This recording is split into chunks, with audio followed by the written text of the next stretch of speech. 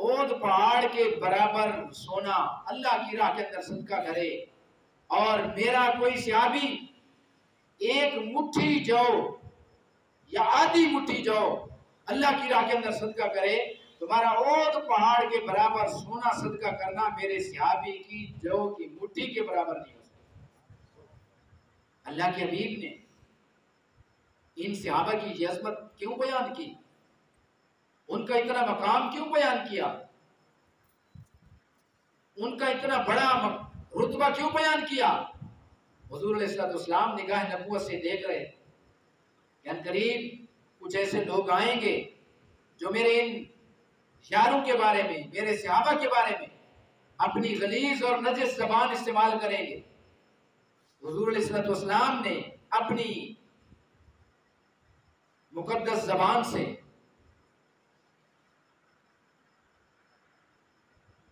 ان نفوس قدسیہ کی عظمت و شان کو بیان کر کے اتنا اونچا کر دیا، اتنا بلند کر دیا، انہیں سریا کی بلندیوں تک پہنچا دیا۔ اب اگر کوئی بندہ اپنی غلیظ زبان استعمال کرے گا تو سننے والا سمجھ لے گا کہ یہ اپنی زبان کو تو گندا کر رہا ہے، ان نفوس قدسیہ کا مقام و مرتبہ کہیں بلند و بالا۔ اگر بروز شپرا چشم نبینت چشم آفتاب را چے گنا۔ شیخ سعدی فرماتے ہیں کہ اگر چمگادڑ کی آنکھ دن کے اندر وہ سورج کو نبی دیکھے تو سورج کی تابانیوں میں، اس کی نوری کرنوں کے اندر کوئی فرق نہیں پڑتا، سورج اسی طرح نور علی نور ہے۔ یہ چمگادڑ دن کے وقت باہر نہیں نکلتی، یہ کہتی ہے کہ یہ سورج کی شکل مجھے اچھی نہیں لگتی، اس لیے میں رات کو باہر نکلتی ہوں، دن کو باہر نہیں نکلتی۔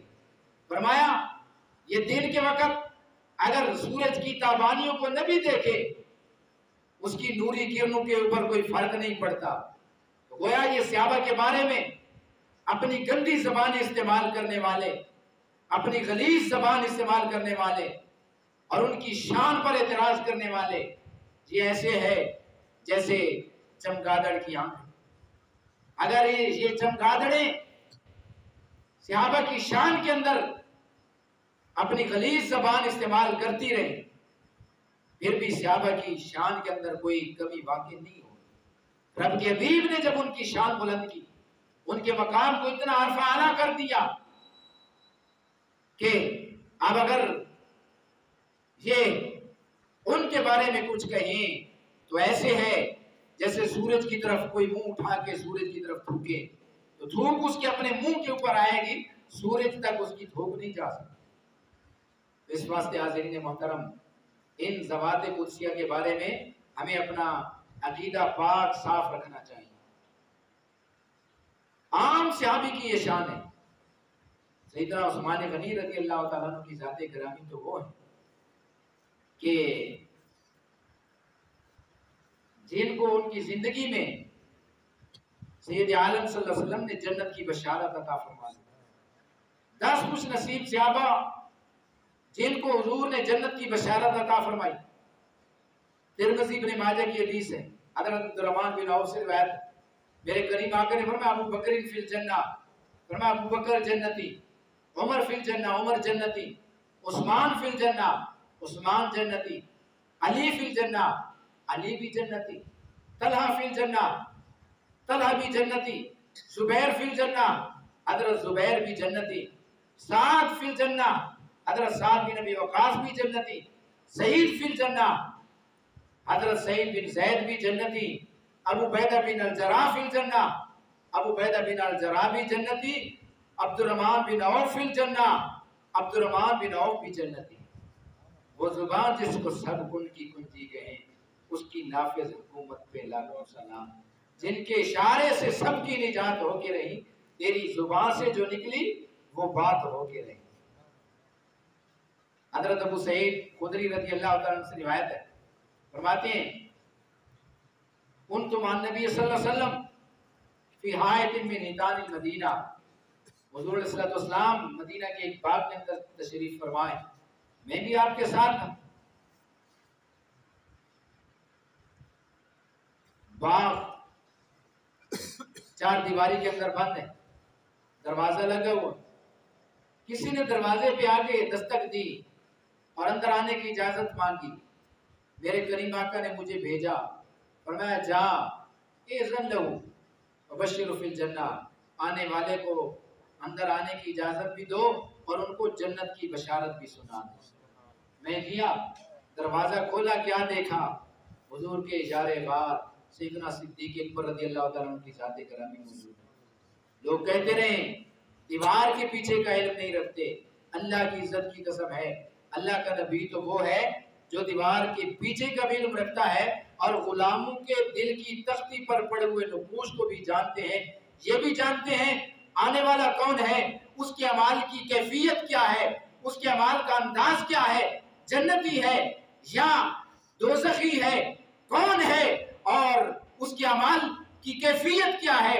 इसीलिए तो वो सईद खुदरी को फरमाया जाओ आने वाले को जन्नत की बशारत भी सुनाओ और अंदर आने की इजाजत भी दो। गोया निगाह नबूवत से आप देख रहे हैं आने वाला मेरा यारे खास। बंदा मिट जाए नाका पर, वो बंदा क्या है, बेखबर हो जो गुलामों से, वो आका क्या है, उम्मती हो के जो नबी का इल्म न माने, उस बदबख्त का नबी से रिश्ता क्या है। सरे अर्श पर है तेरी गुजर, दिले फर्श पर है तेरी नजर, मलकूतो मुल्क में कोई शय नहीं वो जो तुझ पे अया नहीं। मैं आया बैठा, दोबारा दस्तक आई, हुजूर ने फिर फरमाया इज़न लहू वबश्शिरहु बिल जन्नह, जाओ उसको इजाजत भी दो और जन्नत की बशारत भी सुनाओ। जब मैं गया दरवाजा खोला, क्या देखा? सैयदना फारूक आज़म रज़ियल्लाहु तआला अन्हु की ज़ात ग्रामी जन्नत की बशारत सुनाई। उन्होंने अल्लाह की तारीफ और तौसीफ बयान की और शुक्र अदा किया, मालिक तेरा शुक्र है कि तूने अपने हबीब का उम्मती बनाया, जिसके कदमों से लगने से हम जमीन की पस्तियों से उठकर सुरैया की बुलंदियों पे जा पहुंचे। जब तक बिके न थे कोई पूछता न था, तूने हमें खरीद कर अनमोल कर दिया। ऐ शहमू को भी वजह नेक नामी, शाहे खूबा तेरे दर की गुलामी। हर एक शैदा है सुल्तान अरब का, इराकी हो रूमी हो के शामी। और जिस तरफ चश्मे मोहम्मद के इशारे हो गए, जितने जर्रे सामने आए सितारे हो गए। हुजूर की गुलामी की शरफ की वजह से अल्लाह ने ये एजाज़ अता फरमाया कि अल्लाह ने जन्नत अता कर दी। फरमाते मैं वापस आया, बैठा, फिर दरवाजे पे किसी ने दस्तक दी। अब हुजूर अलैहिस्सलातु वस्सलाम ने जो जुमले इरशाद फरमाए, फरमाया इज़न लहू वबश्शिरहु बिल जन्नह अला बलवा तुसीबु, फरमाया आने वाले को इजाजत भी दो, जन्नत की बशारत भी सुनाओ, लेकिन उनको मेरी तरफ से ये पैगाम भी पहुंचा दो कि तुम्हारे ऊपर बहुत बड़ा इम्तिहान आने वाला है, बहुत बड़ी आजमाइश आने वाली है। मैं गया, दरवाजा खोला, क्या देखा? ज़ुन्नूरैन हुजूर अलैहिस्सलातु वस्सलाम के दामाद खलीफा से हो हज़रत उस्मान गनी रज़ियल्लाहु तआला अन्हु की ज़ात ग्रामी मौजूद है। मैंने जन्नत की बशारत सुनाई और हुजूर का ये पैगाम सुनाया तो अल्लाह की बारगाह के अंदर तारीफ व तौसीफ के कलिमात इरशाद फरमाने के बाद अल्लाह की बारगाह में इल्तिजा करते हैं वल्लाहुल मुस्तान। अगर अल्लाह की तरफ से इम्तिहान आएगा तो मैं अल्लाह से मदद चाहता हूँ, अल्लाह मेरी मदद फरमाएगा और इस इम्तिहान के अंदर मुझे कामयाब फरमाएगा। वो इम्तिहान क्या था? हज़रत उस्मान गनी रज़ियल्लाहु तआला अन्हु के खिलाफ बागियों की बगावत थी, आपको बेदर्दी के साथ शहीद करना था, आपका मुआसरा और उस कुएं का पानी जो आपने अपने पैसों से खरीद कर मुसलमानों के लिए वक़्फ़ किया था, उसका पानी आपके ऊपर बंद कर दिया, बेदर्दी के साथ आपको शहीद किया गया।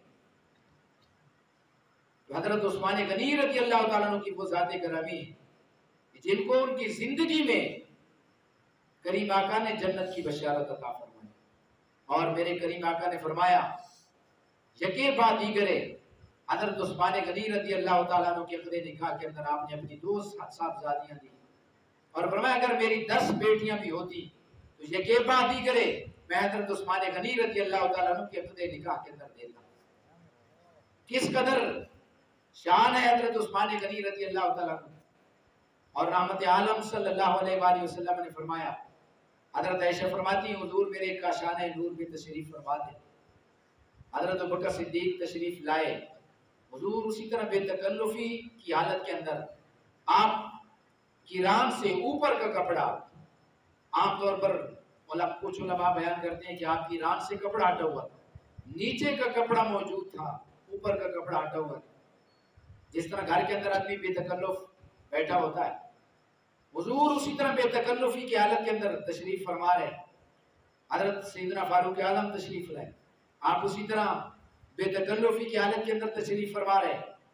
جب حضرت عثمان غنی رضی اللہ تعالیٰ عنہ تشریف لائے تو حضور اٹھ کر بیٹھ گئے، اوپر کا کپڑا سیدھا کر دیا۔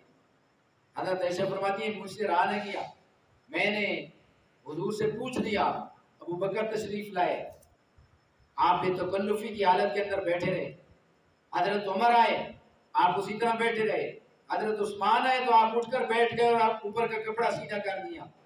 کریم آقا نے فرمایا اما استحجی من رجل تستحجی من الملائکہ، اے عائشہ کیا میں ایسے بندے سے حیا نہ کروں جس سے اللہ کے فرشتے بھی حیا کرتے ہیں، اللہ کے نوری فرشتے بھی حیا کرتے ہیں۔ اس قدر سیدنا عثمان غنی رضی اللہ تعالیٰ عنہ کی شان ہے، آپ کا مقام ہے، اللہ نے آپ کو یہ عزت عصمت عطا فرمائی ہے۔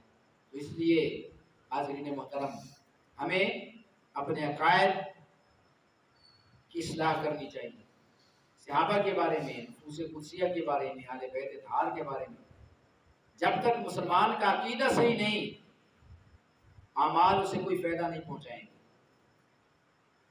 عقیدہ بنیاد ہے، اور اعمال جس طرح درخت کی شاخیں ہوتی ہیں، اگر بنیاد موجود ہے تو پھر درخت بارآور بھی ہوتا ہے، برآور بھی ہوتا ہے، اور اس پر بہاریں بھی آتی ہیں۔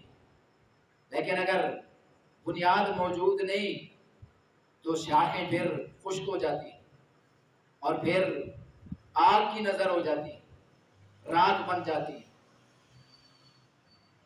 تو مسلمان کی بھی یہی صورتحال ہے، اگر عقیدہ درست ہے تو گویا اعمال کا درخت سرسبز بھی ہے، پربہار بھی ہے، اور اگر عقیدہ غلط ہے کسی بھی پاک ہستی کے بارے میں، حضور کی ذات گرامی کے بارے میں، انبیاء کے بارے میں، حضور کے صحابہ کے بارے میں، حضور کی آل بیت کے بارے میں، حضرت امیر معاویہ رضی اللہ تعالیٰ عنہ کے بارے میں، حضرت علی المرتضیٰ کے بارے میں، حضرت عثمان غنی کے بارے میں، تو پھر ایمان کا درخت نہ بارآور ہو سکتا ہے، نہ برآور ہو سکتا ہے، نہ اس کے اوپر بہاریں آ سکتی ہیں، بلکہ وہ گل سڑ جائے گا۔ اللہ رب العالمین سے دعا ہے، اللہ رب العالمین ہمیں عقیدہ اہل سنت والجماعت کی